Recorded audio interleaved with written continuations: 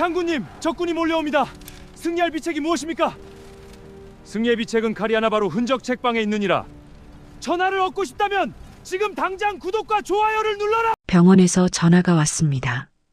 어머니 상태가 악화됐다는 내용이었고 급하게 수술이 필요하다는 말이 이어졌습니다.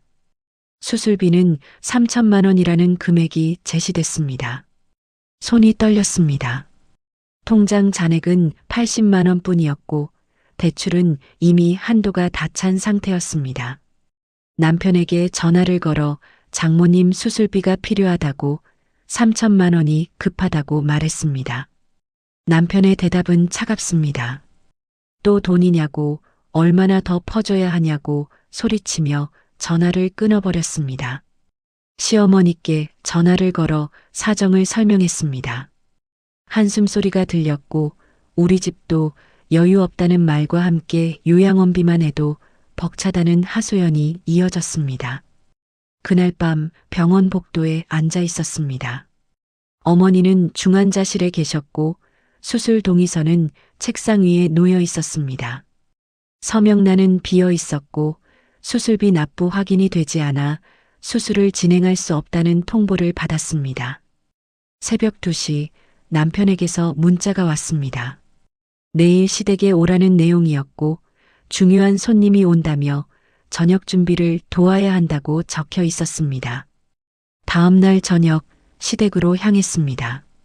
어머니는 여전히 중환자실에 계셨지만 갈 수밖에 없었습니다. 혹시 시댁에서 돈을 빌려줄 수도 있다는 희망 때문이었습니다. 시댁에 도착하자 거실에는 중년 남자가 앉아 있었습니다. 시의원 후보라는 소개가 이어졌고 남편과 시어머니가 극진히 모시는 모습이 보였습니다. 주방에서 음식을 준비했습니다. 고급 스테이크와 각종 요리들이 차려졌고 마지막으로 와인이 등장했습니다. 시어머니가 자랑스럽게 말했습니다. 이 와인은 다이아몬드급이라고 한 병에 3천만 원이라고 설명하는 목소리가 거실에 울려 퍼졌습니다. 손이 멈췄습니다. 3천만 원. 어머니 수술비와 정확히 같은 금액이었습니다. 와인이 따라졌습니다. 시의원 후보가 잔을 들었고 시어머니와 남편이 함께 건배하며 웃음소리를 터뜨렸습니다. 주방에 서서 그 장면을 바라봤습니다. 3천만 원짜리 와인을 마시며 웃는 사람들. 그 순간 어머니는 중환자실에서 수술을 기다리고 계셨습니다. 휴대폰을 꺼냈습니다. 녹화 버튼을 눌렀고 와인병의 라벨이 선명하게 찍혔습니다. 시어머니가 가격을 자랑하는 목소리가 녹음됐고 남편이 건배하는 장면도 모두 담았습니다. 식사가 끝나고 설거지를 하는 동안 시어머니가 들어왔습니다. 오늘 수고했다며 봉투를 건넸고 안에는 10만 원이 들어 있었습니다. 웃었습니다. 3천만 원짜리 와인을 마신 사람들이 며느리에게 준 돈은 고작 10만 원이었습니다. 집으로 돌아와서 녹화한 영상을 반복해서 봤습니다. 와인을 따르는 장면, 건배하는 장면, 웃는 얼굴들이 모두 선명했습니다.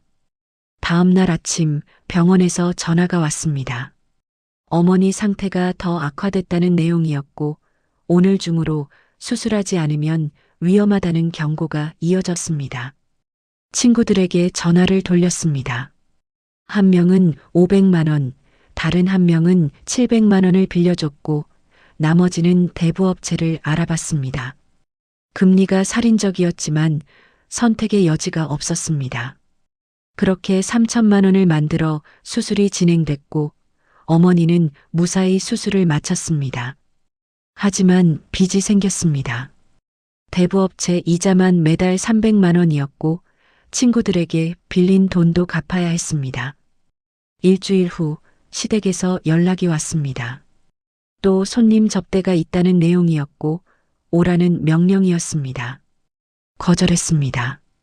어머니 간병을 해야 한다고 몸이 안 좋다고 말했지만 시어머니가 화를 냈습니다. 시댁 행사에 불참하는 게 말이 되냐고 며느리 주제에 감히 거부하냐고 소리쳤습니다. 전화를 끊었습니다. 남편이 집에 돌아와서 시어머니에게 혼났다며 화를 냈고 왜 시댁에 안 가냐고 장모 간병보다 시댁이 우선이라고 소리쳤습니다. 그날 밤 결심했습니다. 녹화한 영상을 편집했습니다. 3천만 원짜리 와인을 마시는 장면, 시어머니가 가격을 자랑하는 음성, 건배하는 모습을 담았고 자막을 넣었습니다. 같은 시각 며느리의 어머니는 수술비 3천만 원이 없어 중환자실에서 죽어가고 있었습니다. 유튜브에 업로드했습니다.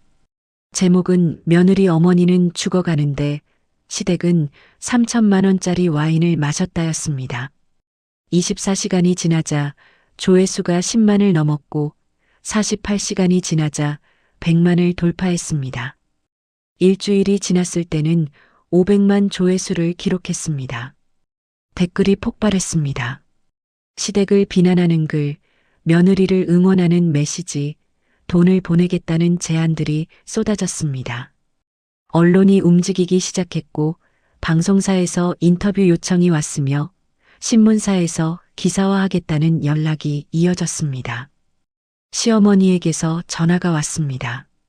목소리가 떨리고 있었고 당장 영상을 내리라고 집안 망신이라고 소리쳤지만 영상을 내릴 생각이 없다고 대답했습니다.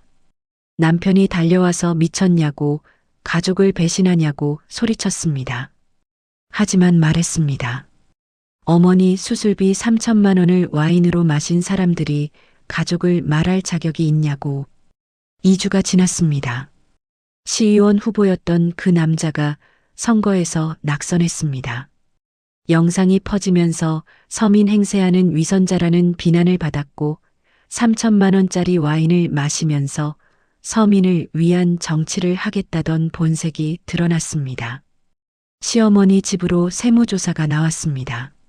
3천만 원짜리 와인을 살 여력이 어디서 나왔는지, 신고하지 않은 재산이 있는지 조사가 시작됐고 그 과정에서 숨겨둔 비자금 계좌, 신고하지 않은 부동산, 탈세 정황들이 쏟아져 나왔습니다.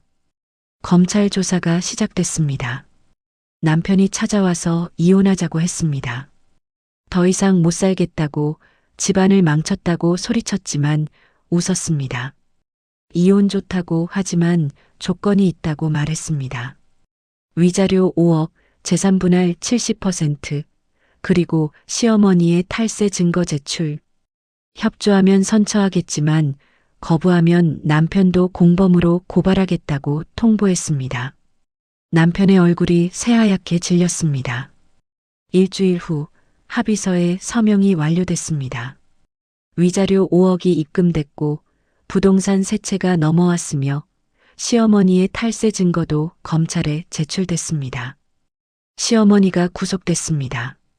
탈세 혐의와 정치자금법 위반으로 기소됐고 재판이 진행되어 징역 3년이 선고됐습니다. 6개월이 지났습니다. 어머니와 함께 새 아파트로 이사했습니다.